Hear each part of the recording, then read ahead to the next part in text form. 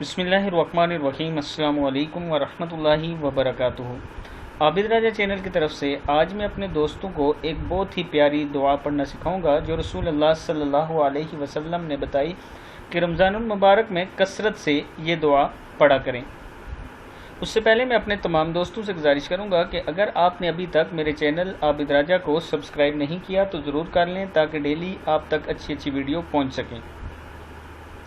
تو سٹارٹ کرتے ہیں آج کا لیسن۔ بسم اللہ الرحمن الرحیم۔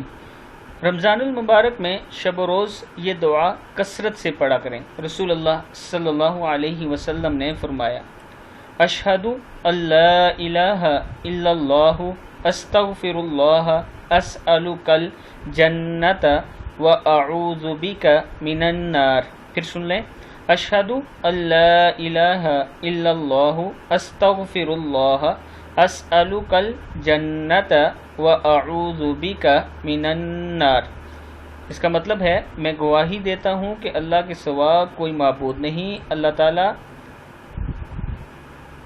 سے اپنے گناہوں کی بخشش مانگتا ہوں، یا اللہ تجھ ہی سے جنت کا سوال کرتا ہوں اور جہنم سے پناہ چاہتا ہوں۔ مشکات شریف کی حدیث ہے۔